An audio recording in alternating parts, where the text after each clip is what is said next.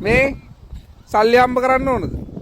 පොලිසියෙන් ගුටි කාලා සල්ලි හම්බ කරගන්න ක්‍රමයක් තියෙනවා. මෙන්න මේ වීඩියෝ එක දිගටම බලපන්. මචං උඹලා හිතන්නේ මේ පොලිසියෙන් මේ විදියට බය නැතුව මෙහෙම මිනිස්සුන්ට ගහන්න මොකද්ද හේතුව?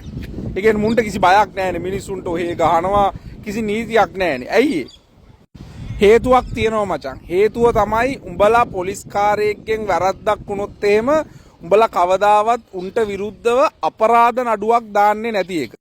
ඒ වගේම තමයි උඹලා අපරාධ නඩුවක් දාන්න ගියත් පොලිසියෙක්ට විරුද්ධව පොලිසියකට ඒ පොලිසියෙන් මචං ඒ නඩුව බාරගන්නේ නැහැ. ඒක තමයි සාමාන්‍ය සංස්කෘතිය ලංකාවේ පොලිසිය හදාගත්ත.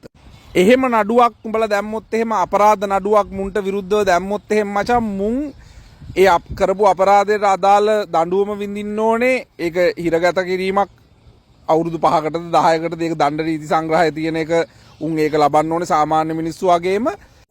බැරි වෙලාවත් පොලිස් කාර්යයා ඒ දඬුවම විඳින්න කැමති නැතුව උඹ ගාවට ඇවිල්ලා කිව්වොත් එහෙම අනේ මචං මට මේක සමතයකට ලක් කරලා දීපන් කියලා එහෙම කරන්නත් පුළුවන්. අන්න එහෙම කරන වෙලාවට කෙලින්ම කිය හරි මම මේ කේස් එක අකුල ගන්නම් මට ලක්ෂ 50ක් ඕනේ කෝටියක් ඕනේ කෝටි 2ක් ඕනේ ඉල්ලපන් නැත්තම් ඇතුළට ඵලයක් ඇතුළට.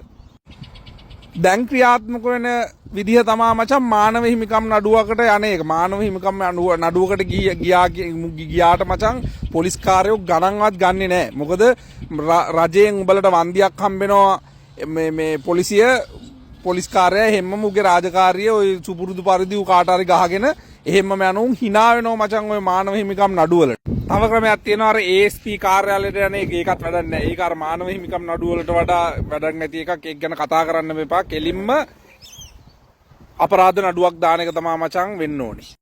ඒක නිසා බලට කවුරු හරි පොලිසියෙක් ගැහුවොත් අනිවාර්යෙන්ම අපරාධ නඩුවක් දාපන් පොලිසියට ගිහිල්ලා. මතක ඇතුව උඹලට වෙන අසාධාරණය මචං වීඩියෝ කරගෙන අපිට එවපන්. මුන් පොලිසියේ උන් බාරගන්නේ නැත්තම් එහෙම බැරි වෙලාවත් පොලිසියේම එවුන්ගේ නඩු බාරගන්නේ නැත්තම් අපි ඒක ගැන කතා කරන්න. අනිත් එක තමා උන් ඒක බාරගන්නේ නැත්තම් උඹලට පුළුවන් මැජිස්ට්‍රේට් කෝට් එකට ගිහිල්ලා කෙලින්ම පැමිණිල්ල දාන්නත්.